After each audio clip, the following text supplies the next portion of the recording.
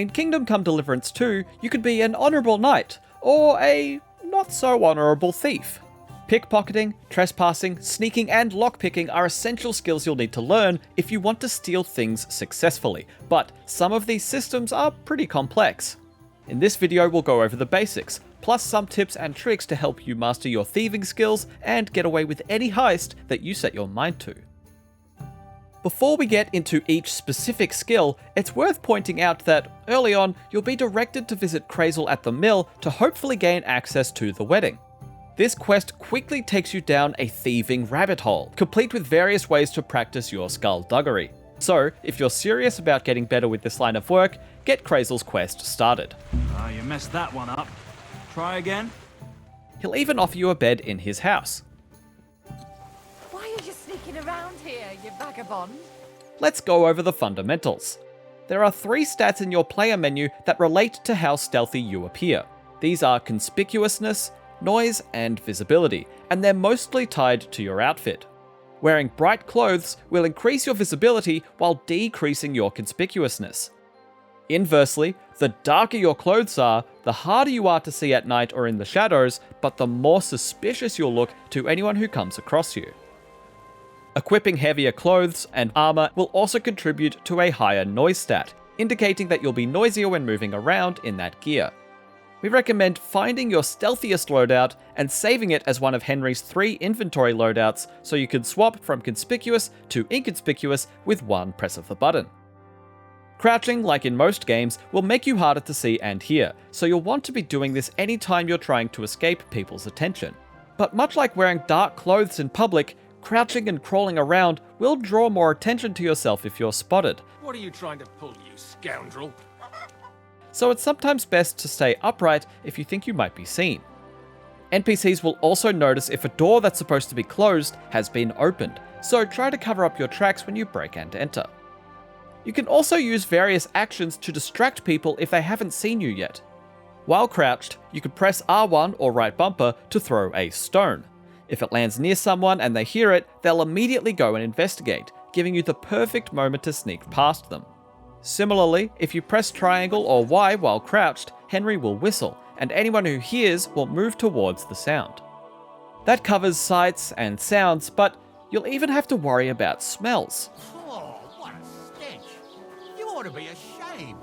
If you haven't washed at a bathhouse or trough in a while, your character can smell a bit ripe, and this could give you away even if you're quiet and in the shadows. So do yourself a favor and have a bath before your next heist.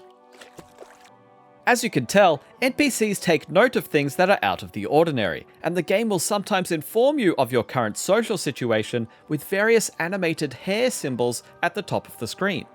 The symbols range from white to red, and slowly graduate from casual investigation to all-out combat. Making use of this system will help you to know if people are angry with you or investigating your antics. The yellow and orange markers, while a bit more serious, can usually be resolved if you step away from whatever activity you were caught doing. Sometimes it's better to do this to diffuse the tension and then return later once people have gone back to their normal routine. Correct, Nightcrawler. Pickpocketing is something you'll need to be doing during certain quests, or if you need a few more groschen to stay in the tavern overnight. Most NPCs have 2 pouches on their person, one on the front of their belt and one on the back.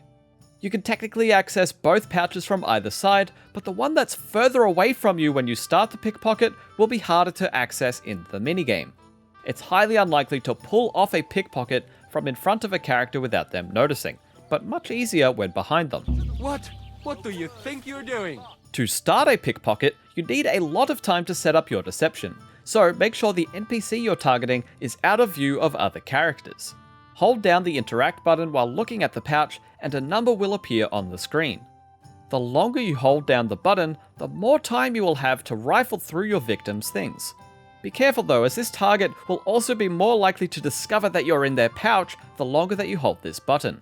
We found that 10 to 12 seconds was the sweet spot to aim for at the start of the game, where you likely won't be noticed and you have just enough time to grab 1 or 2 items without being seen. Oh, and once you start building the timer, you don't need to keep aiming at a person's pouch, you just need to stay close to them.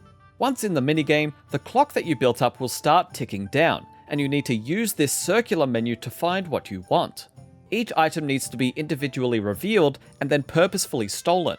Stealing an item takes time away from the counter, so the more things you steal, the less time you'll have. The goal is to exit this minigame via the door icon before the timer expires. If you haven't accessed this door and closed the minigame in time, the victim will notice what you were doing and you'll have to resolve the dispute with them. I'm very sorry. This is just a big misunderstanding. Some doors and chests will be locked, but if you have a lockpick and enough skill, you can crack these open anyway. Much like with our previous tips, make certain that you won't be seen while attempting this, as passers-by will report you if you're spotted opening a locked container. The way lockpicking works seems relatively simple, but the execution of each minigame can be really tricky. First, you need to move the right analog stick to find the correct spot for the cursor. The cursor gets larger when you're closer to the right spot and glows gold when you found it. You then need to turn the lock by holding L2 or left trigger while simultaneously keeping the position of the cursor in the same place inside the lock. The lock won't turn while the cursor is out of alignment, so in practice, you end up turning the lock by following the rotation with the cursor until either the lockpick breaks, you succeed, or you let go of the left trigger to reset the rotation. If you turn it far enough, the lock will open, simple as that. But if you take too long trying to find the cursor spot while rotating the lock, your pick can break. Damnation. When this happens, it creates a decent amount of noise, and people nearby could be alerted to your activities, so be careful when your pick breaks and be ready to find cover.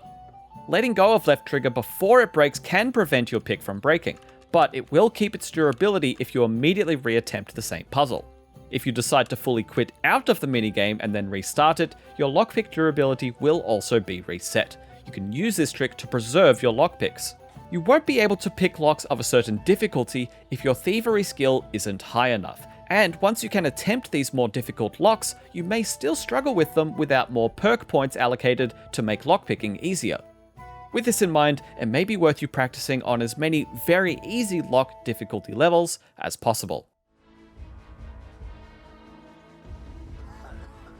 As the need arises, you can always sneak up behind someone and attempt to knock them out.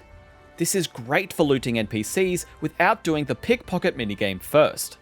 Knocking them out isn't guaranteed to work every time though, as stronger enemies have a chance to escape your chokehold. You can combat this by pressing the attack button when the swords icon appears, or pressing the block button when the shield icon appears. If you happen to be wielding a dagger, you can also opt to use it when approaching an enemy from behind for a stealth kill. This is fast and quiet, but will be especially concerning for anyone who comes across the body, as will anyone who's knocked out too, so maybe move your victims out of the way where people are less likely to find them. I call it the art of thievery. It's simply an art. We mentioned Kreyzl's quest at the start of the video. His place at Lower Samine Mill is quite the haven for petty criminal activity, and you can improve your skills here drastically if you choose. There's a chest here that you can practice lockpicking on that will conveniently relock itself, so retrying this lock will help you level up your proficiency with this skill. Same goes for practicing pickpocketing and knockouts with Hensel. Also, just near the chest in the barn, you can find yourself some lockpicks and a dagger that you're free to take and use.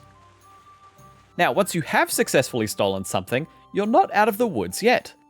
If soldiers apprehend you for a different crime, they'll look for any stolen items you might be holding.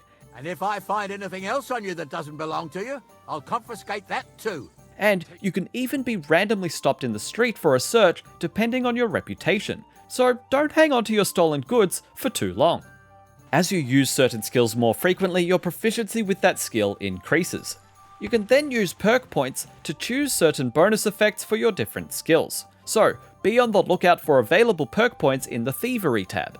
You can't unlock every perk on the list though, and some perks lock you out from choosing others, so choose wisely, perhaps based on which minigames you find the hardest, or which tasks you prefer to do over others. That was the full rundown on stealing, sneaking, and slinking away. But there are so many more systems and mechanics in Kingdom Come Deliverance too. So be sure to check back in with our evolving wiki for more guides, walkthroughs, tips, and interactive maps. And for all other things gaming, stick with IGN.